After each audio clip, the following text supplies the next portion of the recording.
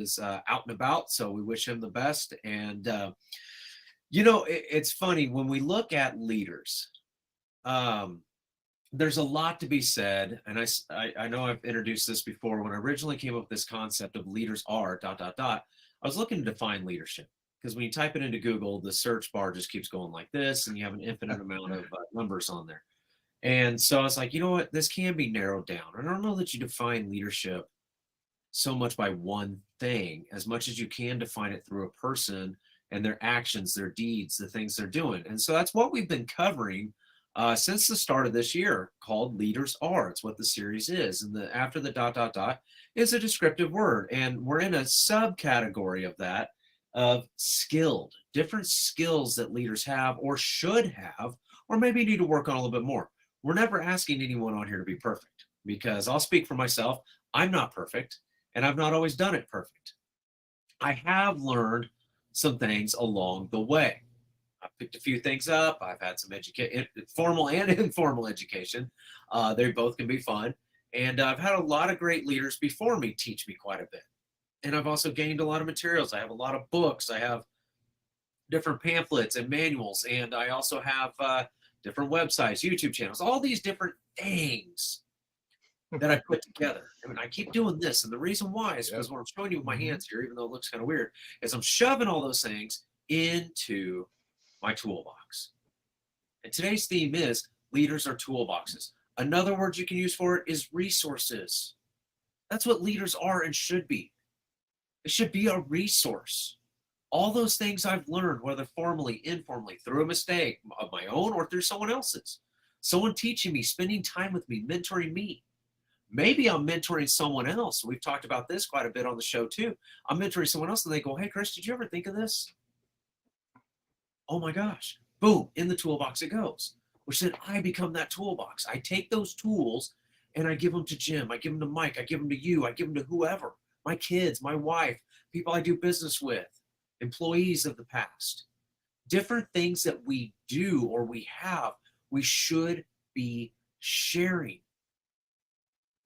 Why would you have all these tools and shove them into a box, a lock box, and just put them away forever?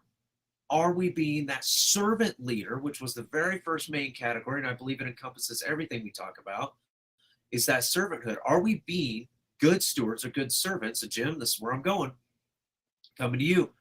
Are we being good stewards or servants of those that we are to take care of, those that are following us, those that maybe they're looking up to us, or maybe we're looking up to them and they're sitting here going, what are you going to do? Are we being good stewards if we use a lockbox instead of a toolbox? What do you think? If you use a lockbox, why do we lock things up? Because we don't want other people to access it, right? For whatever reason, protection, you could rename it. So I think there is a perspective that people have to get before that question is fully answered. But in general, there are times where you do want to lock down on things. But when we're dealing with people, definitely, having a toolbox, being the resource rather than a lockbox is a lot better, because by definition, what you are doing is you're giving people access to certain things they would not normally have access to. So definitely, in general, and this is not 100%, but that's I want to qualify. But if you have a lockbox, probably not maximizing your leadership. I'd say you aren't maximizing your leadership. But if you are being a toolbox or resource, definitely you're exuding leadership. So there's my answer. And I'm sticking to it, Mike. I'm sorry, Chris. Oh man. I hope. I know. I just miss Mike. Tear Listen. falls when I think about him not being here. Me too. Well, and that's because Mike's a great resource. Honestly, yeah, absolutely. You're a great resource. And that's the thing. Thank you. And again, that's another thing we've talked about several times on the show, is how often we've called each other for different things. Yeah. Or called other people. Okay. We've mentioned other mentors that all of us have had, or business partners we've all had, different things we come up with, on the GCC, the Global Cooperative Chamber that Jim founded, I'm a part of, Mike's a part of, several people are part of. Check it out on Wednesdays at 12 o'clock Central. 2 o'clock Central. Hello, 2 o'clock Central, 12 o'clock Pacific. I messed that up, which worked somehow. You're But thinking Eastern time. You're already adding fireworks. I'm everywhere right now. I'm everywhere. I gotta get my toolbox in order here, right? I'm a little unorganized. See what I did there? Anyways, the thing is when we, like on Wednesdays, we get to share the different things that we do or that we're a part of. And now I've got a whole set of resources or tools that I can reach out to and say, hey, such and such, I need this. You know, Jim, you've talked about Larry. I'm going to give Larry a shout out. Avent. I hope I said his last name right. Yeah, About karaoke, because we've brought up karaoke several times because there's so many great examples to use in karaoke of being a leader and helping people. Just before we hopped on here, I was sharing a story with Jim about how I was singing different songs at a karaoke place. I don't do a lot of karaoke. The thing is there's a lot of them that I've been to where literally anyone just goes up, grabs the mic, can manually punch in the song themselves and just start singing it. Like a jukebox, right? Maybe remembers those back in the day, right? Pizza Hut, man. Grew up going to Pizza Hut, wanted to play the jukebox, but and other places too. You know, but then you look at, you know, you could do that and you can make money doing it. I mean, literally just set it up and walk away, you know, and go hang out with people. Or in your case, you know, you and Larry met and you both brought so much to the table that now, and I've gotten to hear it through the computer, and let's be honest, and I don't have all the special speakers, it's not a production studio in here, so I don't have all the mixing boards and stuff to like remaster the sound of some of the videos that are on Jim's website from some of the singers or different things he's shared on social media. But I can tell you right now, listening to it through this computer or even on my phone, when he shared it, it sounds amazing. Why? Because the two of them, Larry and Jim, and others too, as well as amazing singers, do not want to discount that at all, came together and said, I have this as a tool. Can we use it? Of course, Jim looked at, yeah, this is great. Okay, well, I need you for this. Whatever it may be, the marketing, the publishing. Jim's a publicist, by the way, for those of you who don't know. Okay, so it's those different things that we pull together, these different people we meet. I've been a part of so many different mixers and different chamber things, and I'm not knocking it. They were good. I got to meet people, stuff like that. But we do all these different things and we meet people, and then we just walk away with like 10 business cards. Like I just got done playing a weird jacked up game of poker. And we don't use them. We don't use them. And it's like, now, maybe there isn't something there that spoke to you. Okay, that's fine. I get that. The thing is we have all these resources at our disposal and we don't use them. And as leaders, it's not only, maybe it didn't work for me. Maybe it's something that didn't speak to me. What if it's something that could speak to someone else? I put this in all my publications that I send out or when I'm talking to people. If it's not something that I personally can help you with, I guarantee you I'm going to search every corner of the planet Earth to get you the help you need. And I still may not, I may have to go 8 generations deep reaching out to somebody. You know, I may have to say, hey, Jim, can you find this? And he's like, whew, I got to talk to Joe. And then Joe's like, oh, I got to talk to Amy. And then Amy goes and talks to Brett. And the next thing you know, we're getting somebody, you know, in another country say, oh, yeah, I've been there. I've done that. Get their information to me. But if we don't do that, if we don't open the toolbox and start sharing with people, what happens, Jim? What happens if we don't start sharing these resources and helping one another? Well, I think that, you know, you kind of circumvent growth, and, you know, we know what happens when you're not growing. They say you're dying, right? And so we really curb progress, if you want to go over that word. We curb results and we curb the ability to grow for ourselves and for others. Exactly. And that's the thing, is so many organizations, so many ideas. I shared it last week, the Prince EA poem, The Graveyard. So many ideas have just gone to just die that who knows? We don't know. I don't even want to try and assume something or even make up a fake example of something we've missed out on because it's in the graveyard now. Whether that's literally whether someone's dead and it's just gone with them, or they were like, it doesn't matter because they went and presented it to a leader and that leader's like, it's dumb, that's stupid, I'm not going to do it. Now, if you have a purpose or reason or something that you can show the data and results on, say, this is why that wouldn't work. I'm grateful for you bringing that to us. I'm going to add it to my toolbox. I've legitimately used this terminology, by the way. I'm going to add that to the toolbox because maybe there's something there. You know, keep thinking. You come up with something new, come talk to me then. There's nothing wrong with that. But so many times, and we were talking about this last week as leaders or innovators, so many times we don't let the innovation happen. It's the same thing with the toolbox. We either don't let things in or we don't let them out. And it's so, it just bothers me to no end that we do that as leaders, because so much has been lost because we're afraid of someone stealing our idea or stealing our position or outshining us. Instead of saying, you know what, that's great. More often than not, most people, once they realize, especially when they look at the responsibilities of a leader, more often than not, they don't want it. And if they do, they're probably trying to steal it anyways, and it's obvious. I can point it out pretty dang quick. But as a resource, as a leader, it's my job to take those things and give them to you. Now, maybe it's paid in coaching, such as my programs. You buy my leadership programs, you're going to get the tools per what is necessary for the program that you've bought. If I want a great karaoke show, I reach out to Jim and he's going to say, you need this, this, and this, instead of just, plug a mic into a speaker and just throw it up, pull up YouTube lyric videos and turn down the YouTube. Yeah, come on. I mean, it happens. And here's the thing. Here's the thing. Does. Where you got to start and everything else, fine. Reach out to my brother Jim, because I guarantee you he's got better tools than that. Same thing in business. As professionals, there are things you learn. I've used this. Another one I've used several times on here is I've heard of so many different people getting promoted. And the person, typically it's the person they replaced unless they retired. But typically someone comes in and they take a file folder or stack of books, papers, whatever. They set it on the desk. They go, here, take care of it. And they're like, I just figured out how to use my email on this computer. What is this? Well, I don't know. I figured it out. So you figure it out. And then they just walk off.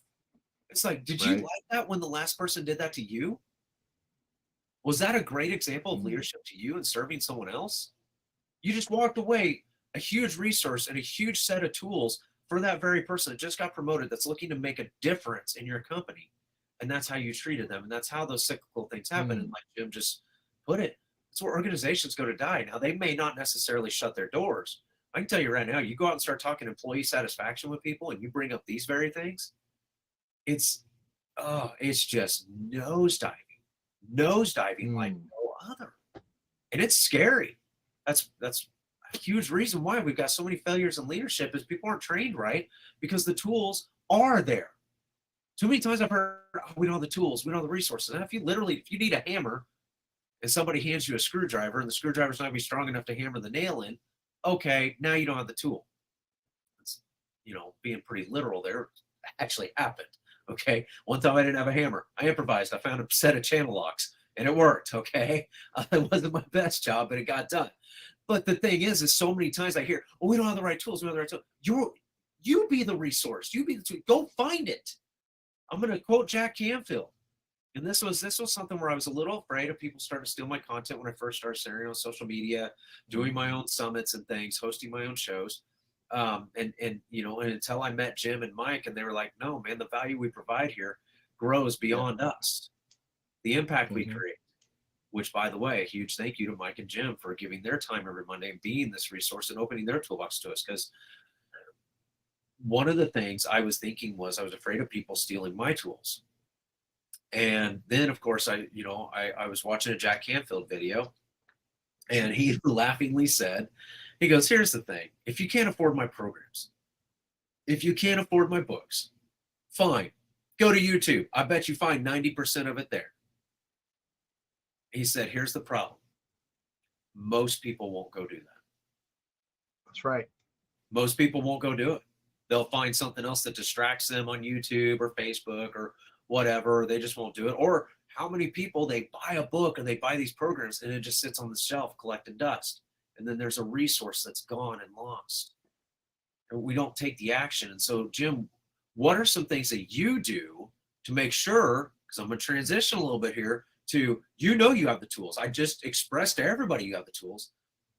What do you do to encourage others to be utilizing the tools they have and to continue to gain more? Because where I'm really looking now is Jim has opened his toolbox. How is he sharpening or polishing those tools to make sure they're getting utilized in the best fashion? Yeah. Well, it's kind of funny. One of the things to sharpen your own tools is by letting other people use them, ironically enough. And so I'm trying to think of a great metaphor here, but it escapes me. But it is true that you get better as you help other people get better because you learn. One of the key advantages I think I have is I do talk with a lot of people and I do share with a lot of people. And what happens, I end up learning a lot, you know. And so I think that what we can do really is to really make sure that for me, I always have the end in mind. What am I trying to accomplish? Now, you know, there's a lot to this, and you know, a lot of things that we can talk about. I'm just gonna say with you, Chris, I have to make sure, even though I like, if I gave you a bunch of tools, all right, and I said, hey, here's some great tools on how to build a TV, you probably wouldn't really care at this point. You know what I mean? They're great tools and they're very effective. But if I said, hey, you know, here's some great tools that might help you hone your leadership, now we're talking. Now, I want my goal, my end product is to help Chris become a better leader. If that's my end product and I open up my toolbox, and if we're both, I think this is important, if we're both in that win-win scenario, guess what Chris is naturally going to do? If I am opening up my toolbox to you, what are you going to naturally do with your toolbox? Open mine back up. Yeah. And so guess what? Now we are collaborating. We're truly, you know, actually a cooperative when they're available, and we're collaborating when we're actually doing something together. And the whole thing is that one thing to do is really try to identify the needs of the person, how your tools can help them, and then, you know, put it out there. You know, just let them know I have this tool that might help you, and then let them decide if it makes sense for their bigger picture. What happens is you gain a better toolbox. I can guarantee you, one things I said to Chris is that, hey, Chris, you want to really, you know, help. Here's how you can help. You can help me by really helping me with leadership and where we're building. And it's been a minute, but here's the cool thing. What happens is he gets the benefit of learning some things from me, while I get the extreme benefit of learning some things from him. But then I don't actually have to oversee that as much because Chris has it under control. That's leverage. He'll probably do a better job long term too, because why? That is his core focus. That's not my core focus. That's a focus. There's a difference. And so this is what I love about what you're doing here, Chris. I mean, I'm learning week after week, you know, and I think you're learning consistency. You know, I appreciate you sharing, just getting out there and doing it. I'm not concerned about the person that is even not paying attention because they're just not paying attention. I'm concerned about the person that's finding the fault in things as people are doing them and not doing anything themselves because they haven't opened their toolbox. They're looking at other people's toolbox. They're critiquing it, criticizing it, and it may be great feedback, but they themselves are not opening up their toolbox. And there's a difference. If you're in the mindset of being helped versus helping, those two, one without the other, doesn't work as well. Here I get a chance to help you, Chris. So does Mike get a chance to help you, and you get a chance to help us back. And that's the way it works. That's how we can keep sharpened. Identify the need, target that need, see what in your toolbox can meet that need, and be very precise in how you present it. By the way, Chris, you probably don't want to learn how to build a TV. I do have instructions for it. You probably don't have the time. That's just not in your wheelhouse right now. Got great tools.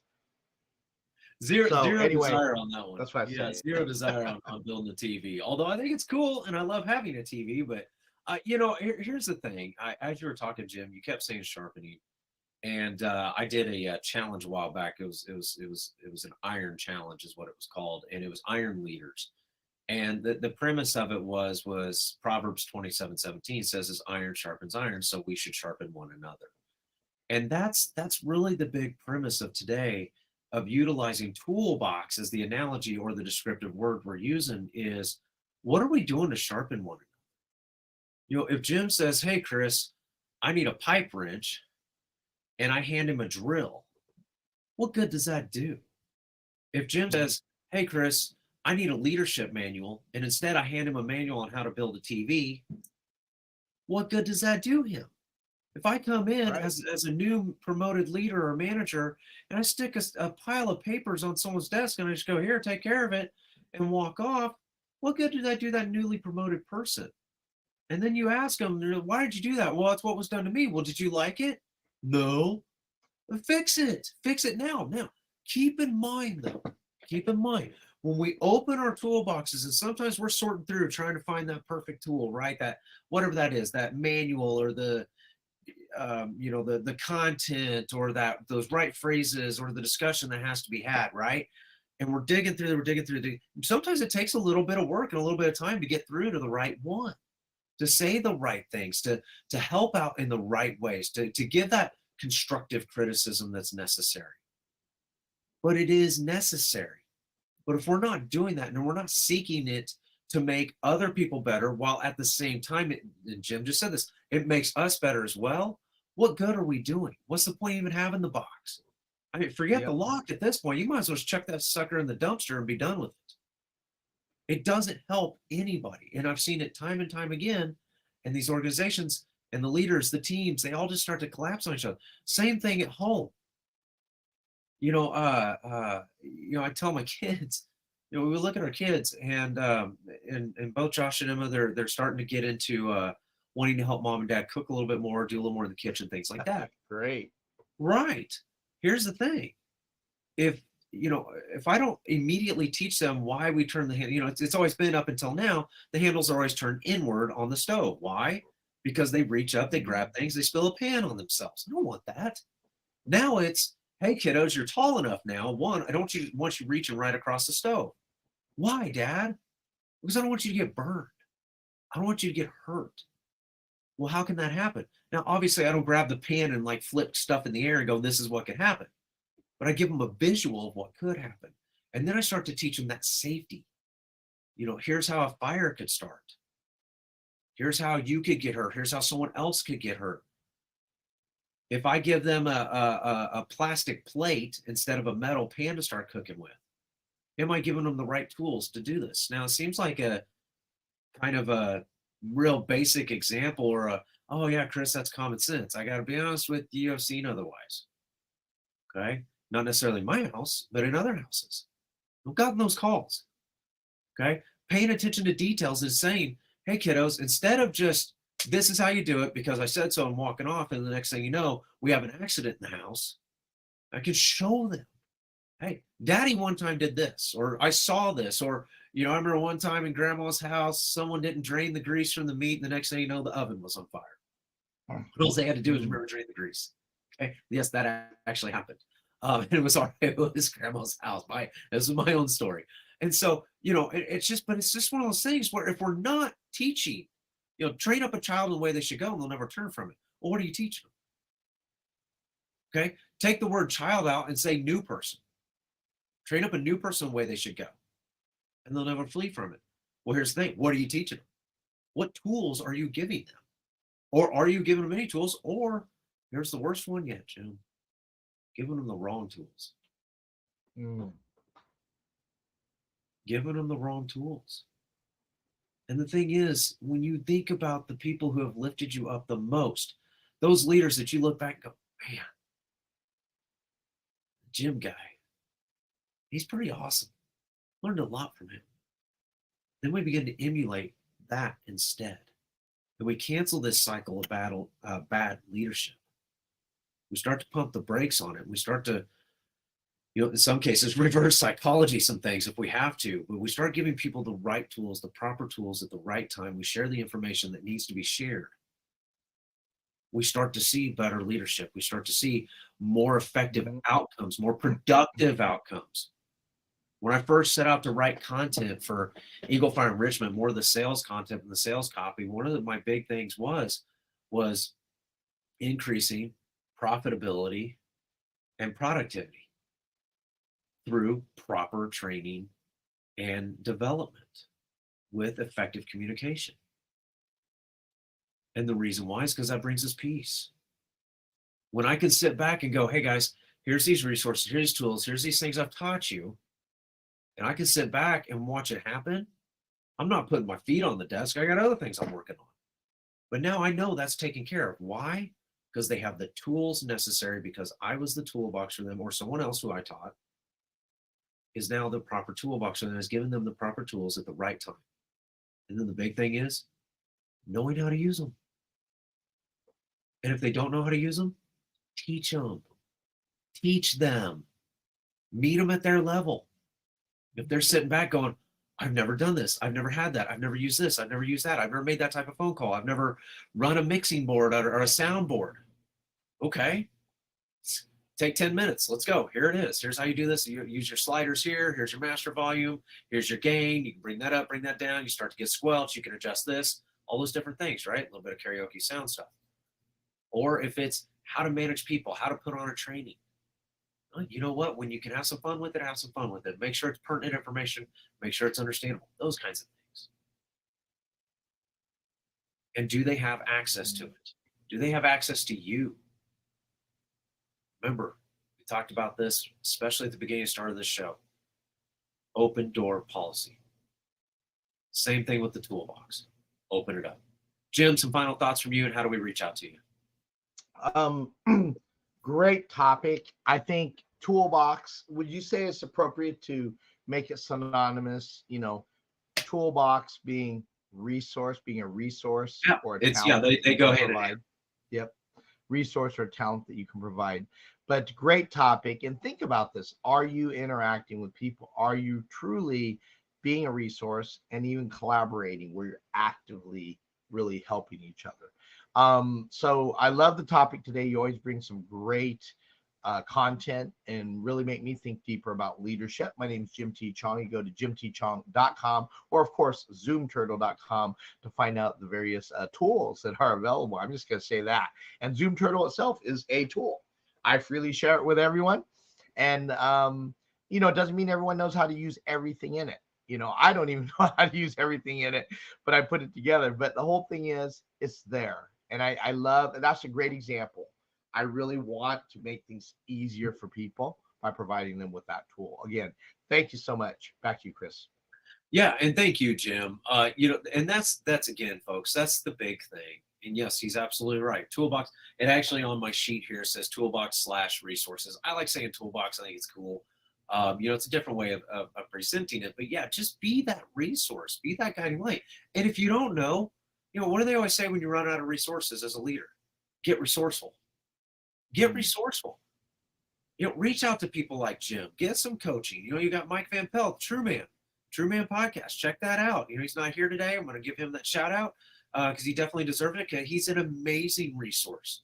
He's been absolutely pivotal to the show. He's been pivotal for Jim and I. And so many other people at the GCC that have done so much with us and for us.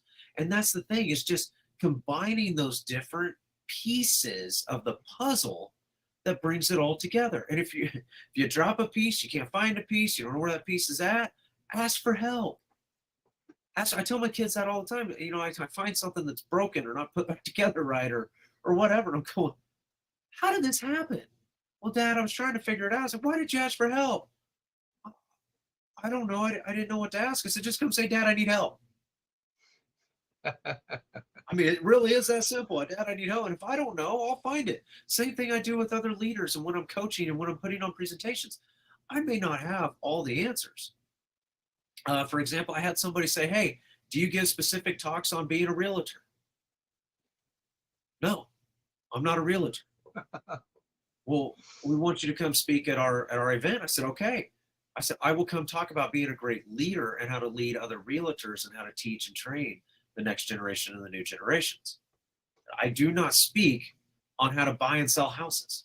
That's not what I do. You're like, oh, well, that's what we were looking for. Okay, well, let me find you someone. They're like, really? I said, yeah. I said, I got a whole library of people because they just saw that I'm a speaker.